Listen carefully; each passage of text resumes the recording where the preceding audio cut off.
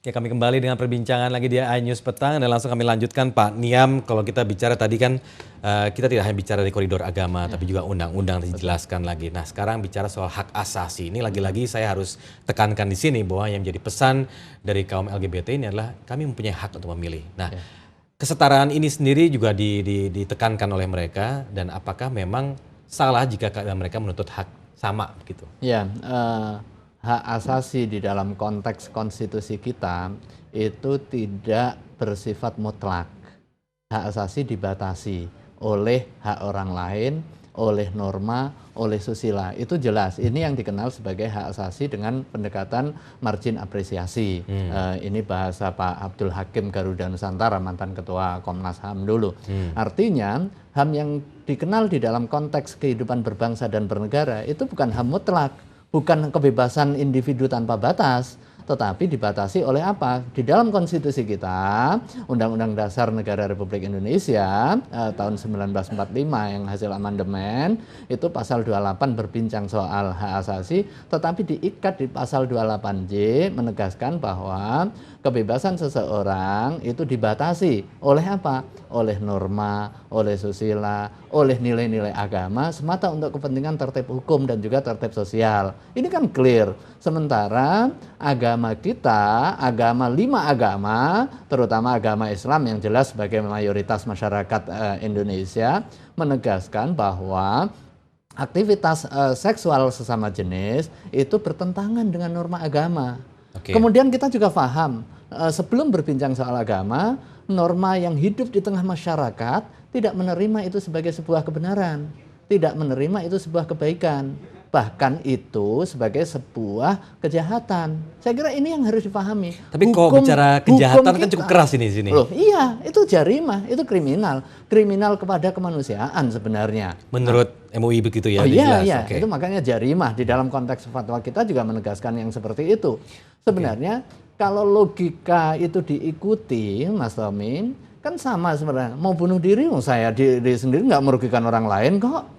Mau minum minuman keras sampai mabuk teler seteler-telernya, atau mau konsumsi narkotika sebanyak-banyaknya, saya nggak minta uang Anda, saya nggak merugikan Anda, tapi kan nggak seperti itu. Hukum kita berbincang soal perlindungan tertib sosial, perlindungan kemasyarakatan secara umum.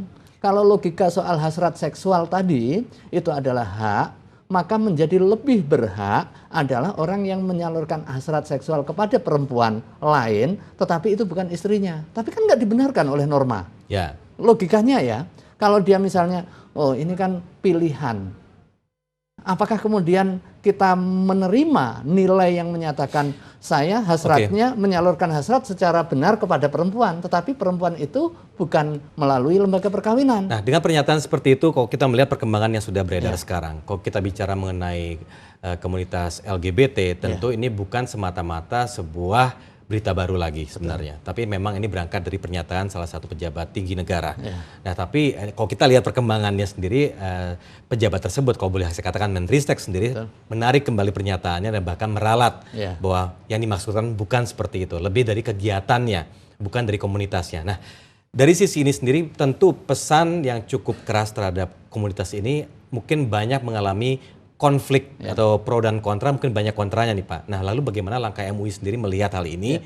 Apakah ini merupakan sesuatu yang bisa menjadi open discussion, atau misalnya ada langkah yang lebih definit dari MUI yang akan dilakukan ke depan? Ya, sebenarnya yang disampaikan oleh Menristek Dikti itu tidak di dalam konteks meralat atau menyalahkan pernyataan yang pertama kemudian merevisi, tetapi lebih menguatkan sebenarnya konteksnya. Beliau sebagai Menristek Dikti menegaskan bahwa kampus sebagai lembaga yang mengedepankan kepada prinsip-prinsip penghargaan kepada nilai kemanusiaan yang universal tidak laik untuk membiarkan praktik LGBT. Artinya menegaskan bahwa praktek LGBT itu bertentangan dengan prinsip-prinsip keadaban yang itu dijunjung di dalam dunia akademik. Kan gitu kan sebenarnya. Tapi bukan pilihannya tapi yang dikritisi lagi. Kenapa? Dalam pernyataan yang berikutnya, ini bukan soal pilihannya tapi lebih ke kegiatannya. Pada aspek kegiatan dan juga pada ranah akademik. Sementara kalau yang terkait dengan pilihan itu tidak pada kompetensi Menristek-Dikti. Itu Untuk masuklah mengomentari sebenarnya, gitu, masuk oke. sebenarnya Menkumham. Pada saat revisi Undang-Undang KUHP saya kira relevan di dalam konteks ini memasukkan itu bagian dari kejahatan kelamin atau kejahatan seksual begitu. Oke, tapi kalau sampai tahap sekarang, memang sejauh apa kekhawatiran Pak Naim tentunya dengan komunitas ini?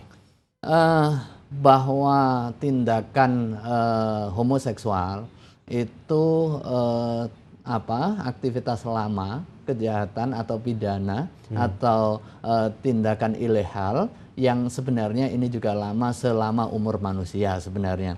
Akan tetapi keberadaannya tidak kemudian menjadi justifikasi bahwa itu kebenaran. Saya kira ini prinsip umumnya. Akan tetapi seiring dengan perkembangan teknologi komunikasi, beredar sosmed, kemudian grup-grup, kemudian kecenderungan individualistik di dalam kehidupan, akhirnya norma-norma yang menyimpang seperti ini menemukan kesempatan untuk bertumbuh dan berkembang seiring dengan kontrol masyarakat yang semakin longgar. Oke, satu lagi Pak Naim, Pak Niam, kalau melihat dari sekarang ini untuk anak-anak muda, tentu komentar ini akan menjadi kontroversi kita hadapkan dengan kaum atau komunitas mereka ini sendiri. Tapi apa yang harus atau apa yang akan dilakukan pada mereka, khususnya yang mengharapkan kesetaraan hak mereka ini diakui?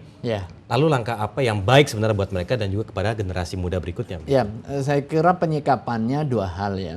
Penyikapan yang pertama menyadarkan, membangun komunitas yang konsultatif tetapi sifatnya rehabilitatif terhadap orang-orang yang memang memiliki kecenderungan penyimpangan orientasi seksual seperti ini. Bukan dengan membiarkan.